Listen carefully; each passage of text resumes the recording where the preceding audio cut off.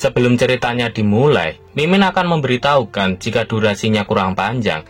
Ini karena part kali ini hanya 1 chapter saja. Sesuai permintaan, jika tetap upload walaupun durasinya cuma pendek. Apabila pembawaan Mimin juga kurang cepat atau lambat, bisa menambahkan kecepatannya. Oh iya, yang mau bantu Mimin beliin kopi biar lebih semangat lagi bahas komiknya, bisa mendonasikan sedikit uang jajannya lewat link Saweria yang ada di deskripsi. Oke, nggak usah berlama-lama lagi, kita langsung masuk saja ke ceritanya.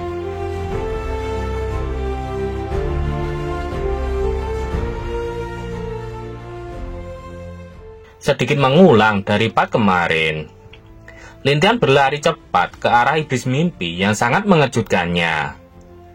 Ternyata Lintian berlari mendekat dan memakan bagian tubuh milik iblis mimpi. Dengan itu, sistem memberitahukan bahwa Lintian telah mendapatkan kemampuan manipulasi mimpi.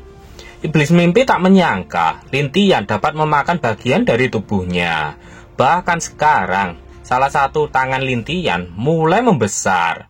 Kemudian Lintian pun mulai melakukan fusi abnormal dan langsung menelan tubuh iblis mimpi. Apa yang dilakukan oleh Lintian sangat mengejutkan Lord Elang yang dari tadi melihat pertarungan Lintian dari atas.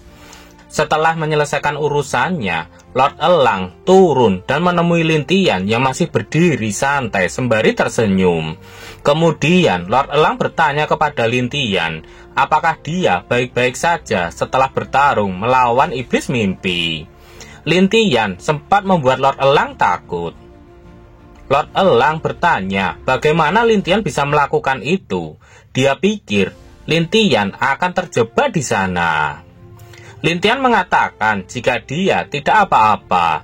Kemudian dia mengajak Lord Elang untuk pergi. Iblis mimpi sudah mati. Untuk posisi penguasa selatan, Lintian ingin Gobusen yang menempatinya. Lord Elang menenangkan Lintian dan dia akan berbicara atas nama Lintian ke makam besar. Beberapa saat kemudian, panel berpindah ke suku Skyward. Di sana masih terlihat Alice yang sedang tidur berselimutkan kain putih. Tak lama kemudian, energi hitam muncul di atasnya.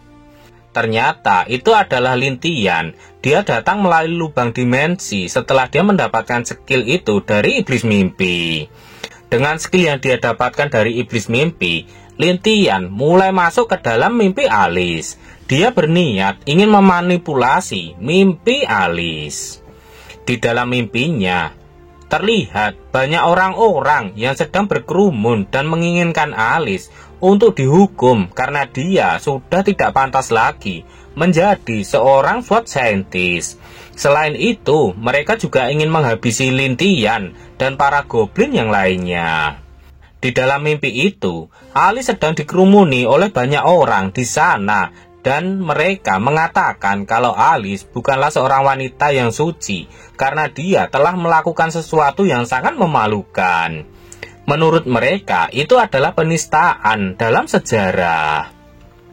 Akhirnya, Lintian pun tahu jika ini adalah mimpi buruk ketika dia dibenci oleh semua orang.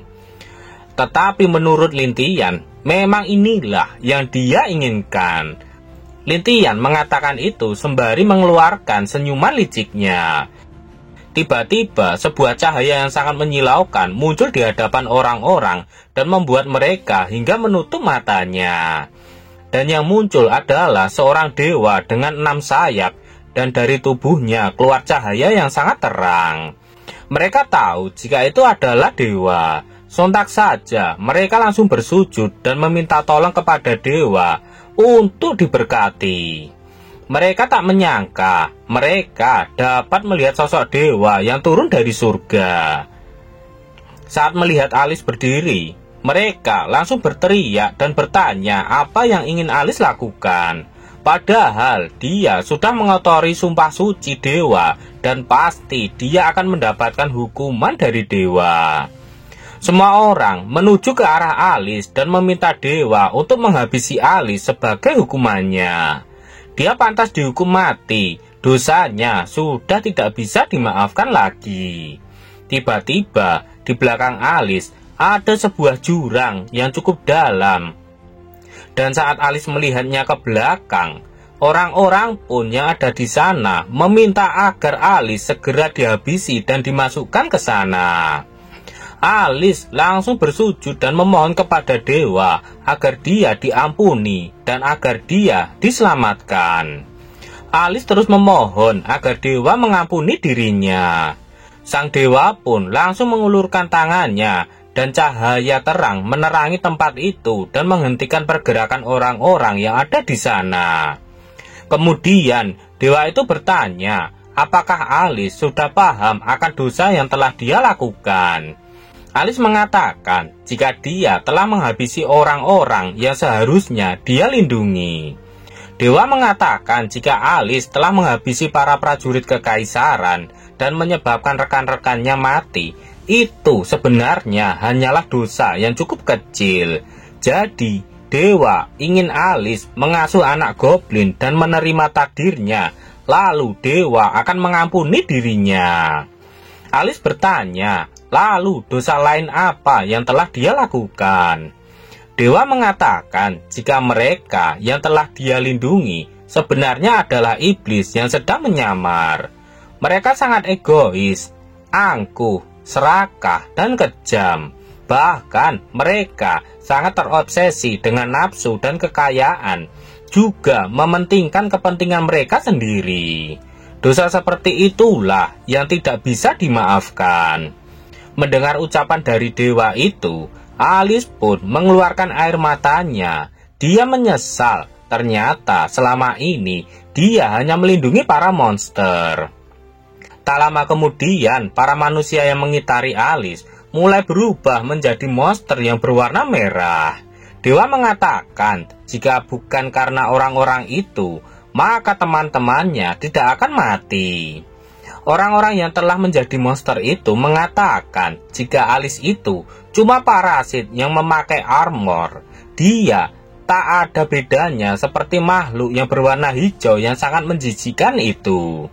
Alice adalah aib kekaisaran, jadi lebih baik dia dilemparkan saja kepada kawanan para goblin. Kemudian mereka berlari ke arah Alice dan ingin menghabisinya. Mereka sangat ingin menghabisi dan mencabik-cabik Alice sebagai penebusan dosa kepada dewa. Alice sangat marah. Dia berteriak dan menyuruh mereka untuk berhenti bicara. Dia mengeluarkan pedangnya dan bersiap untuk menebas mereka semua. Menurut Alice, mereka itu memanglah seorang monster.